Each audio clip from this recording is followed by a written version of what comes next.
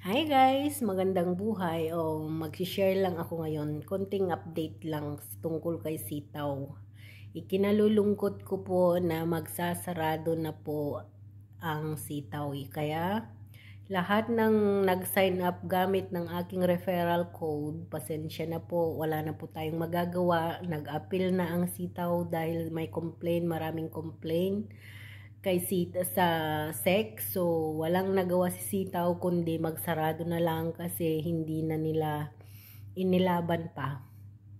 So totoo naman na maganda si Sitaw. Lahat ng mga matagal nang sumali nakabawi sila. Katulad ko, nakabawi ako. Pero kinalulungkot ko yung mga baguhan lang, yung mga weeks or months pa lang na sumali.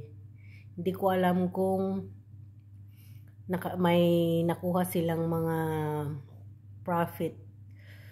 Pero wag kayong mag-alala, kontakin ninyo yung mga naka-designated na CS ninyo, magpapatulong kayo. May promising si Sitaw na ibabalik yung mga puhunan ninyo. Pag bumalik na sa wallet balance nyo, unti-unti, nag-umpisa na sila ngayon, nagbibigay na sila ng mga refund. Yung mga nasa wallet balance na lang. Wala na po yung affiliate profit. Hindi na sila magbibigay ng affiliate. So, kung may mga katanungan kayo, may mga karagdagan kayong katanungan, mag-join kayo sa Sitaw official group sa Facebook. Marami pong update doon. At kontakin nyo yung CS po ninyo para ma-guide kayo kung paano kayo makapag-refund or maka-withdraw, kasi hindi na po basta-basta makaka-withdraw kasi syempre wala nang nag-close na ang Sitaw. So inuunti-unti na nilang binabalik yung mga puhunan natin, yung mga nasa wallet balance lang natin guys. Kaya wag na po tayong mag-assume na ma-withdraw pa natin yung mga kita natin sa affiliate. Kaya guys, pasensya na.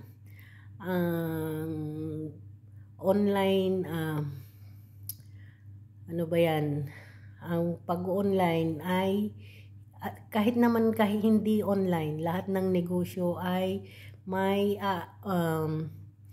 kikita at may hindi. Pero kay Sitaw, malaking tulong ang naitulong sa akin, kaya nagpapasalamat ako kasi lalong-lalo na nung wala akong trabaho, kay Sitaw ako umasa. Weekly akong nag-withdraw noon kasi wala nga akong trabaho, sa kanya lang ako maasa, may mga kailangan pang bayarin. So nawi-withdraw ko palagi ang kita ko kay Sitaw. So sana ganun din kayo, nakabawi din kayo kay Sitaw. At pasensya na yung mga baguhan, alam ko talaga na hindi sila nakabawi. Kaya magpatulong kayo sa mga designated na CS ninyo at maka-withdraw kayo yung mga laman ng wallet balance nyo. So sana may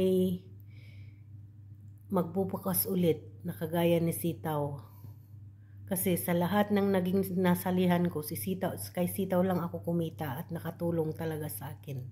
So bye bye guys, sana patuloy pa rin kayong manonood sa aking mga videos kahit wala na si Sitaw. Follow for more videos and subscribe. Please click yung notification all natin para updated kayo lagi sa aking mga videos. Thank you!